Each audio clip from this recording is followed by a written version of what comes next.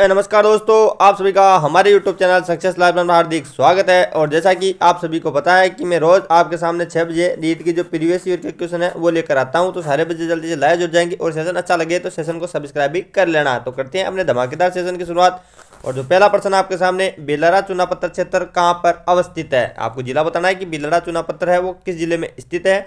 Option number A है Nagaur, option number B है Bikaner, option number C है श्रीगंगानगर, ऑप्शन नंबर डी है जोधपुर। तो बेलड़ा कहाँ पर स्थित हो जाएगा, तो श्रीगंगानगर में स्थित है। इसका जो राइट आंसर होगा दोस्तों वो होगा ऑप्शन नंबर सी, बेलड़ा चुनाव पत्र श्रीगंगानगर जिले में स्थित है। चलते हैं नेक्स्ट क्वेश्चन पर। और नेक्स्ट क्वेश्चन आपके सामने, लाठी श्रेणी जिससे संबंधित है वह कौन सी है, यानी कि किस पट्टी से या किससे लाठी श्रेणी संबंधित है। सारे बच्चे जो लाइव जुड़े सारे बच्चे आंसर देने की कोशिश करेंगे। ऑप्शन नंबर ए है जलभृत, ऑप्शन नंबर बी है जिप्सम पट्टी, ऑप्शन नंबर सी है लिग्नाइट पट्टी, ऑप्शन नंबर डी है पेट्रोलियम क्षेत्र। तो जिन बच्चों ने ऑप्शन नंबर ए बताया उनका आंसर करेक्ट हो जाएगा, यानी लाठी श्रेणी जलभृत से संबंधित है। ऑप्शन नंबर ए इस क्वेश्चन का करेक्ट आंसर हो जाएगा। नेक्स्ट क्वेश्चन है, Sangaria Sanchore Santhalpur greenfield expressway जिससे होकर नहीं गुजरता है वह कौन सा है। ये भी थर्ड ग्रेड 2023 का जो एसएसटी का एग्जाम था उसमें प्रश्न पूछा गया था। Sangaria Sanchore Santhalpur greenfield expressway जिससे होकर नहीं गुजरता है वह कौन सा है। ऑप्शन नंबर ए है श्रीगंगानगर, ऑप्शन नंबर बी है बीकानेर, ऑप्शन नंबर सी है जैसलमेर, ऑप्शन नंबर डी है बाड़मेर। तो ये कहाँ से नहीं गुजरता है, तो ये जैसलमेर से होकर नहीं गुजरता है, यानी कि ऑप्शन नंबर सी इसका राइट आंसर हो जाएगा। ये sangria Sanchore Santalpur greenfield express way है वो जैसलमेर से होकर नहीं गुजरता है। ऑप्शन नंबर सी इस क्वेश्चन का करेक्ट आंसर हो जाएगा। अब आता है नेक्स्ट क्वेश्चन। और नेक्स्ट क्वेश्चन आपके सामने, निम्न में से कौन सा संगठन राज्य के कारीगरों को उनके उत्पाद के विपणन की सुविधा प्रदान करता है। इंपॉर्टेंट कर लेना इस क्वेश्चन को, ये भी 2023 में प्रश्न पूछा गया था कि इनमें से कौन सा संगठन राजस्थान राज्य के कारीगरों को उनके उत्पाद के विपणन की सुविधा प्रदान नहीं करता है। सारे बच्चे आंसर देंगे इसका। ऑप्शन नंबर ए है रिको, ऑप्शन नंबर बी है राजस्थान वित्त निगम, ऑप्शन नंबर सी है राजसिको, ऑप्शन नंबर डी है राजस्थान विपणन बोर्ड। तो कौन करता है, तो करता है राजसिको, यानी राजसिको है वह उत्पाद विपणन की सुविधा प्रदान करता है। ऑप्शन नंबर सी इसका करेक्ट आंसर हो जाएगा। और अब आता है नेक्स्ट क्वेश्चन। और नेक्स्ट क्वेश्चन आज सारे बच्चे दे देंगे, ये भी 2023 का प्रश्न है कि RSIC जिसको राजस्थान लघु उद्योग निगम लिमिटेड है को किस वर्ष पब्लिक लिमिटेड कंपनी का दर्जा दिया गया था। इसको भी इंपोर्टेंट कर लेना कि इसको कब पब्लिक लिमिटेड कंपनी का दर्जा दिया गया था। ऑप्शन नंबर ए है 1961, ऑप्शन नंबर बी है 1975, ऑप्शन नंबर सी है 1993, ऑप्शन नंबर डी है 2000। तो कब दिया गया था दोस्तों, तो वो दिया गया था ऑप्शन नंबर बी 1975 को, यानी कि ऑप्शन नंबर बी इसका राइट आंसर होगा। 1975 में राजस्थान लघु उद्योग निगम लिमिटेड को जो 1975 है उसमें पब्लिक लिमिटेड कंपनी का दर्जा दिया गया था। ऑप्शन नंबर बी 1975 इसका राइट आंसर हो जाएगा। अब आता है नेक्स्ट क्वेश्चन। और नेक्स्ट क्वेश्चन आपके सामने, निम्नलिखित में से कौन सा वन्य जीव जालोर जिले का शुभंकर है। इसको भी इंपॉर्टेंट करना, सारी क्वेश्चन इंपॉर्टेंट है। ये भी 2023 में पूछा गया था कि इनमें से कौन सा वन्य जीव है जो जालोर जिले का शुभंकर हो जाएगा। ऑप्शन नंबर ए है भारतीय भेड़िया, ऑप्शन नंबर बी है बिज्जू, ऑप्शन नंबर सी है भालू या रोच, ऑप्शन नंबर डी है कुरंजा। तो कौन सा हो जाएगा, तो हो जाएगा भालू या रीछ, यानी जो ऑप्शन नंबर सी है वो उसका करेक्ट आंसर होगा। वन्यजीव जालोर का पूछे तो कौन सा होगा, तो वो होगा भालू या रीछ जो उसका शुभंकर कहलाता है। इसका आंसर सारे बच्चे कमेंट बॉक्स में दे देंगे कि जोधपुर में राष्ट्रीय पादप आनुवंशिक संसाधन ब्यूरो का प्रादेशिक केंद्र कब स्थापित किया गया था। सारे क्वेश्चन मोस्ट इंपोर्टेंट है, एक भी क्वेश्चन आपको स्किप नहीं करना है। जोधपुर में राष्ट्रीय पादप आनुवंशिक संस्थान ब्यूरो का जो प्रादेशिक केंद्र वो कब स्थापित किया गया था, ये भी 2023 में प्रश्न पूछा गया था। ऑप्शन नंबर एक है 1965, ऑप्शन नंबर बी है 1994, ऑप्शन नंबर सी है 1966, ऑप्शन नंबर डी है 1976। तो कब स्थापित किया गया था दोस्तों, तो किया गया था 1965 में, यानी कि राजस्थान में जो जोधपुर राष्ट्रीय पादप आनुवंशिक संस्थान ब्यूरो है उसका प्रादेशिक केंद्र है वो 1965 में स्थापित किया गया था। ऑप्शन नंबर ए आपको करेक्ट ध्यान रखना है, 1965 इसका राइट आंसर हो जाएगा। आगे आता है क्वेश्चन आपके सामने, हाल ही में सुर्खियों में रहा बाबा का मगरा द्वीप उदयपुर की किस झील में स्थित है। यह भी 2023 में पूछा गया था कि जो बाबा का मगरा द्वीप है वो कहां पर स्थित है। ऑप्शन नंबर ए है उदयपुर में, ऑप्शन नंबर बी है Fateh Sagar, option number C है पिछोला, ऑप्शन नंबर डी है जयसमंद। तो सभी को ध्यान है तो कि बाबा का मगरा कहां पर स्थित है, तो ये जयसमंद झील के अंदर स्थित है। ऑप्शन नंबर डी इसका राइट आंसर हो जाएगा। अगर पूछे कि जो बाबा का मगरा द्वीप है वो उदयपुर में किस झील के किनारे पर स्थित हो जाएगा, तो जयसमंद झील के किनारे स्थित है। और जयसमंद झील कहां पर स्थित है, तो उदयपुर जिले में स्थित है। नेक्स्ट क्वेश्चन आता है दोस्तों आपके सामने, सरसों अनुसंधान निदेशालय कहां पर स्थित है। 2023 का क्वेश्चन है, सरसों अनुसंधान निदेशालय है वो कहां पर स्थित हो जाएगा। ऑप्शन नंबर ए है अजमेर में, ऑप्शन नंबर बी है भरतपुर जयपुर में, ऑप्शन नंबर सी है अलवर में, ऑप्शन नंबर डी है भरतपुर में। सभी बच्चे आंसर दे देंगे कमेंट बॉक्स में कि सरसों अनुसंधान निदेशालय कहां पर स्थित हो जाएगा। तो ये हो जाएगा सेवर भरतपुर में, यानी कि ऑप्शन नंबर डी इसका राइट आंसर है। अगर सरसों अनुसंधान केंद्र निदेशालय पूछे तो हमें कहां पर बताना है, तो पूछना सेवर भरतपुर, यानी कि ऑप्शन नंबर डी इस क्वेश्चन का राइट आंसर है।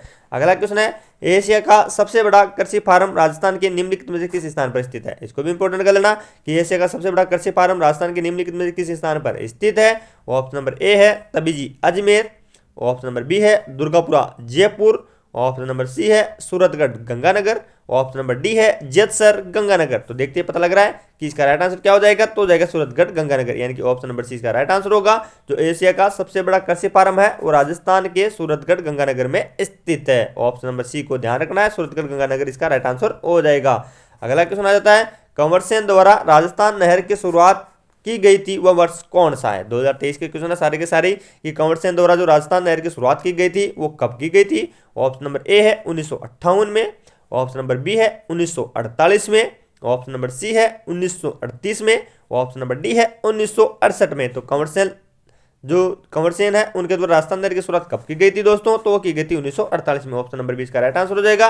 1948 में कंवर सेन के द्वारा राजस्थान नहर की शुरुआत की गई थी, जिसको अभी हम IGNP या इंदिरा गांधी नहर के नाम से जानते हैं। अगला क्वेश्चन है, मेजा बांध बनाया गया था, यानी कि जो मेजा बांध है वो किस नदी के किनारे पर बनाया गया है। यह भी 2023 में प्रश्न पूछा गया था। ऑप्शन नंबर ए है मेज नदी पर। क्या बताना आपको कि जो मेजा बांध है कहाँ बनाया गया है। ऑप्शन नंबर ए मेज नदी, ऑप्शन नंबर बी है कोठारी नदी, ऑप्शन नंबर सी है चंबल नदी, ऑप्शन नंबर डी है बनास नदी। तो मेज बांध कहां पर बनाया गया है, तो बनाया गया है कोठारी नदी के किनारे पर, यानी कि इसका राइट आंसर क्या होगा दोस्तों, तो होगा ऑप्शन नंबर बी। मेजा बांध कहां पर बनाया गया है, तो कोठारी नदी के किनारे पर बनाया गया है। अगला क्वेश्चन है, बरखान है। अब क्या बताना है कि जो बरखान है वो किसे कहते हैं। ऑप्शन नंबर ए है रेत के टीले, ऑप्शन नंबर बी है डेल्टा, ऑप्शन नंबर सी है पहाड़ियां, ऑप्शन नंबर डी है झीलें। तो किसको कहते हैं बरखान, तो वो कहते हैं रेत के टिल्लों, यानी कि ऑप्शन नंबर इसका सही आंसर है। जो बरखान है वो किसे कहते हैं, तो रेत के टिल्लों को कहते हैं। अब इसका आंसर सारे बच्चे कमेंट बॉक्स में देंगे कि बनास नदी का जो उद्गम है वो कहां से होता है। क्या कमेंट बॉक्स में बताना आपको कि बनास नदी का उद्गम कहां से होता है। ऑप्शन नंबर ए है करौली पहाड़ियां, ऑप्शन नंबर बी है बेराट की पहाड़ियों से, ऑप्शन नंबर सी है नाग पहाड़ियों से, ऑप्शन नंबर डी है खमनोर की पहाड़ियों से। सारे बच्चे जल्दी जल्दी कमेंट बॉक्स में आंसर बता देंगे कि बनास नदी का उद्गम कहां से होता है। तो जिन बच्चों ने इसका आंसर ऑप्शन नंबर डी बताया उनको बहुत बहुत शुभकामनाएं, यानी कि ऑप्शन नंबर डी खमनोर की पहाड़ियां है वो इसका राइट आंसर हो जाएगा, जहां से बनास नदी का उद्गम होता है। नेक्स्ट क्वेश्चन आ जाता है जो परीक्षा की दृष्टि से मोस्ट इंपॉर्टेंट है। क्या बताना है कि राजस्थान राज्य वन नीति लागू कब की गई थी। दोस्तों कब की गई थी कमेंट बॉक्स में बताना है।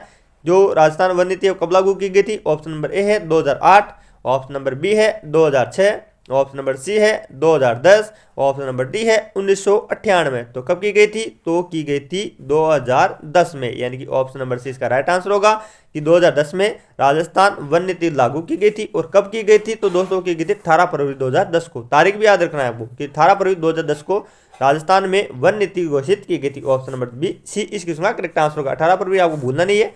अगला क्वेश्चन आ जाता है कि काली मिट्टी है जो काली मृदा है वह जानी जाती है, यानी कि काली मृदा है वो किसके रूप में जानी जाती है। ऑप्शन नंबर ए है काम मिट्टी, ऑप्शन नंबर बी है लेटेराइट मिट्टी, ऑप्शन नंबर सी है रेगुर मिट्टी, ऑप्शन नंबर डी है बांगर एवं खाद्र मिट्टी। क्या बताना आपको कि काली मृदा जानी जाती है। तो दोस्तों जो काली मृदा है वो किस मिट्टी के रूप में जानी जाती है, तो रेगुर मिट्टी के रूप में जानी जाती है, यानी कि ऑप्शन नंबर सी इसका करेक्ट आंसर हो जाएगा। जो काली मृदा है वह रेगुर मिट्टी के रूप में जानी जाती है। नेक्स्ट क्वेश्चन आता है और नेक्स्ट क्वेश्चन आपके सामने, राजस्थान के किस संभाग में सर्वाधिक मक्का का उत्पादन होता है। ये भी 2023 में पूछा गया था कि राजस्थान के किस संभाग में सर्वाधिक मक्का उत्पादित होता है। ऑप्शन नंबर ए है कोटा, ऑप्शन नंबर बी है बीकानेर, ऑप्शन नंबर सी है जोधपुर, ऑप्शन नंबर सी है उदयपुर। तो राजस्थान में सर्वाधिक मक्का जो उत्पादन है वो किस संभाग में होता है, तो दोस्तों वो उदयपुर संभाग में होता है। ऑप्शन नंबर डी इसका राइट आंसर होगा। अगर पूछे कि मक्का का उत्पादन सर्वाधिक किस संभाग में होता है, तो उदयपुर संभाग में होता है, ध्यान रखना है इसका आंसर। और अगला क्वेश्चन आ जाता है मरु राष्ट्रीय उद्यान किस जिले में स्थित है। ये तो सभी को आना चाहिए, एकदम साधारण क्वेश्चन है और बहुत बार परीक्षा में छप चुका है कि मरु राष्ट्रीय उद्यान है वह किस जिले में स्थित है। ऑप्शन नंबर ए है जोधपुर में, ऑप्शन नंबर बी है बीकानेर, ऑप्शन नंबर सी है जैसलमेर, ऑप्शन नंबर डी है बाड़मेर। तो ये कहां पर स्थित है, तो ये जैसलमेर में स्थित है। सभी को आना चाहिए क्वेश्चन कि मरु राष्ट्रीय उद्यान है वो कहां पर अवस्थित हो जाएगा, तो जैसलमेर जिले में अवस्थित हो जाएगा। अगला क्वेश्चन आ जाता है निम्नलिखित में से पश्चिमी राजस्थान में पाई जाने वाली एक घास नहीं है, यानी कि चारों में से कौन सी घास है जो पश्चिमी राजस्थान में नहीं पाई जाती है। 2023 में प्रश्न पूछा गया था। ऑप्शन नंबर ए है सेवण, ऑप्शन नंबर बी है धामण, ऑप्शन नंबर सी है करड, ऑप्शन नंबर डी है सालर। तो कौन सी नहीं पाई जाती है, तो वो सालर नहीं पाई जाती है। जबकि देखो इसका राइट आंसर हो जाएगा वो जाएगा सालर। जबकि सेवण, धामन और कड़ई सारी की सारी कहाँ पर पाई जाती है, तो पश्चिमी राजस्थान में पाई जाती है। जबकि जो सालर है वो पश्चिमी राजस्थान में नहीं पाए जाते हैं। अगला क्वेश्चन आ जाता है, कुंभलगढ़ तथा गोकुंदा के मध्य उच्च भूमि को क्या कहते हैं। देखो ये प्रश्न तो बहुत बार हर कंपटीशन की परीक्षा में पूछा जा रहा है कि जो कुंभलगढ़ और गोकुंदा है उसके मध्य की उच्च भूमि है उसको किस नाम से जाना जाता है। ऑप्शन नंबर ए है उपरमाल, ऑप्शन नंबर बी है भोराट, ऑप्शन नंबर सी है गिरवा, ऑप्शन नंबर डी है उड़िया। इस प्रश्न को तो आपको याद रखना ही है, मोस्ट इंपोर्टेंट है, सबसे 100% सपने की गारंटी है। प्रश्न कन्फर्म आपको कहीं ना कहीं जरूर देखने को मिलेगा कंपटीशन में कि जो कुंभलगढ़ और गोकुंदा के मध्य की उच्च भूमि है उसको भोराट के नाम से जाना जाता है। अगला क्वेश्चन है, मनिहारी टिब्बा किसका प्रमुख खनन क्षेत्र है। क्या पूछ रहा है कि जो मनिहारी टिब्बा है वो किसका प्रमुख खनन क्षेत्र हो जाएगा। ऑप्शन नंबर एक है प्राकृतिक गैस, ऑप्शन नंबर बी है पेट्रोलियम, ऑप्शन नंबर सी है लिग्नाइट, ऑप्शन नंबर डी है चूना पत्थर। तो मनिहारी टिब्बा किसका हो जाएगा, तो प्राकृतिक गैस का हो जाएगा, यानी कि ऑप्शन नंबर ए इसका राइट आंसर हो जाएगा। जो मनिहारी टिब्बा है वह प्राकृतिक गैस का प्रमुख खनन क्षेत्र हो जाएगा। ऑप्शन नंबर ए इस क्वेश्चन का राइट आंसर हो जाएगा। अब आता है नेक्स्ट क्वेश्चन, और नेक्स्ट क्वेश्चन सभी को दिमाग में छपा हुआ है कि अरावली श्रृंखला का उच्चतम शिखर कौन सा है। सभी को आता है, 100% पता है मुझे, सभी को आता है प्रश्न कि अरावली श्रृंखला है उसका उच्चतम शिखर कौन सा है। ऑप्शन नंबर ए है Guru Shikhar, option number B है शेर, ऑप्शन नंबर सी है जरगा, ऑप्शन नंबर डी है तारागढ़। तो दोस्तों मजा आ गया होगा आपको ये क्वेश्चन तो देखकर कि जो गुरु शिखर है उसका राइट आंसर हो जाएगा। यानी अरावली श्रृंखला का उच्चतम शिखर कौन सा है, तो है गुरु शिखर। लंबाई भी आपको पता है कि ऊंचाई कितनी हो जाएगी, तो 1722 मीटर, यानी कि इसका राइट आंसर गुरु शिखर है। ऊंचाई पूछे तो कितने है, 1722 मीटर। अगला क्वेश्चन आ जाता है, अगला क्वेश्चन है मुकुंदरा की पहाड़ियां कौन से जिलों में विस्तृत है। क्या बताना है कि जो मुकुंदरा की पहाड़ियां वो कौन से जिलों में विस्तृत हो जाएगी। ऑप्शन नंबर ए है जोधपुर और नागौर में, ऑप्शन नंबर बी है पाली और सिरोही में, ऑप्शन नंबर सी है झालावाड़ और कोटा में, ऑप्शन नंबर डी है अजमेर और जयपुर में। तो मुकुंदरा की पहाड़ियां कहां पर हो जाएगी दोस्तों, तो हो जाएगी झालावाड़ और कोटा में, यानी कि ऑप्शन नंबर सी अपना राइट आंसर होगा। मुकुंदरा की पहाड़ियां पूछे तो कौन से जिलों में विस्तृत हो जाएगी, तो झालावाड़ और कोटा में ये विस्तृत हो जाएगी, यानी कि ऑप्शन नंबर सी इसका राइट आंसर हो जाएगा। ये भी आप सभी बच्चों को आता है, पता मुझे सभी बच्चों ने पढ़ रखा है ये क्वेश्चन कि राजस्थान में वालर कृषि का एक प्रकार है। क्या बताना है कि राजस्थान में वालर कृषि है वो किसका प्रकार हो जाएगी। ऑप्शन नंबर ए है स्थानांतरित कृषि की, ऑप्शन नंबर बी है अंतः कृषि, ऑप्शन नंबर सी है व्यापारिक कृषि, ऑप्शन नंबर डी है बागानी कृषि। सभी को मजा आ गया ना क्वेश्चन देखकर कि ऑप्शन नंबर ए इसका राइट आंसर होगा। सभी के मस्तिष्क में छपा हुआ है कि जो वालर कृषि है वो किसका प्रकार हो जाएगी, तो स्थानांतरित कृषि का प्रकार हो जाएगी। या ऐसे पूछा जाता है कि स्थानांतरित कृषि को राजस्थान में किस नाम से जाना जाता है, तो वालर के नाम से जाना जाता है। और वालर को किस नाम से जाना जाता है, तो स्थानांतरित कृषि के नाम से जाना जाता है।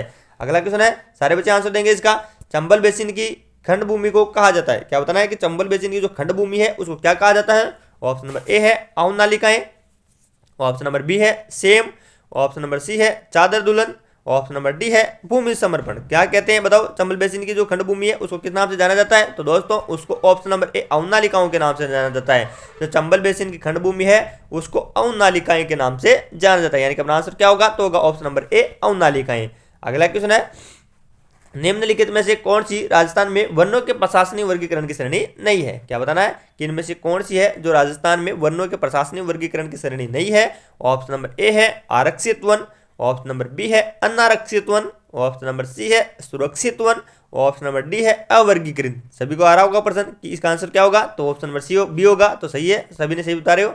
ऑप्शन नंबर बी अनारक्षित वन इसका राइट आंसर हो जाएगा। जबकि वनों को कितने भागों में बांट रखा है दोस्तों, तो 3 भागों में बांट रखा है। एक तो आरक्षित वन होगा, सुरक्षित वन होगा, अवर्गीकृत वन होगा, यानी कितने हुए 3। तो 3 ही वर्गों में इसको विभाजित कर रखा है। जबकि अनारक्षित वन है वो राजस्थान में वनों का प्रकार नहीं है। अगला क्वेश्चन है, किस दिन से राजस्थान की नई ग्रामीण पर्यटन नीति लागू की गई थी। इसको भी मोस्ट इंपोर्टेंट कर लेना कि किस दिन से राजस्थान की जो नई ग्रामीण वन नीति है वो कब, ग्रामीण पर्यटन नीति है वो कब लागू की गई थी। ऑप्शन नंबर ए है 10 नवंबर 2022, ऑप्शन नंबर बी है 4 सितंबर 2022, ऑप्शन नंबर सी है 14 नवंबर 2022, ऑप्शन नंबर डी है 12 दिसंबर 2022। तो किस दिन की गई थी दोस्तों, तो की गई थी ऑप्शन नंबर सी 24 नवंबर 2022 को राजस्थान की नई ग्रामीण पर्यटन नीति है वो लागू की गई थी। स्क्रीनशॉट ले लो इस क्वेश्चन का, इंपॉर्टेंट है, कंफर्म देखने को मिलेगा कि राजस्थान की नई ग्रामीण नीति पर्यटन नीति वो कब लागू की गई थी, तो की गई थी 14 नवंबर 2022 को, यानी कि ऑप्शन नंबर सी इसका राइट आंसर हो जाएगा।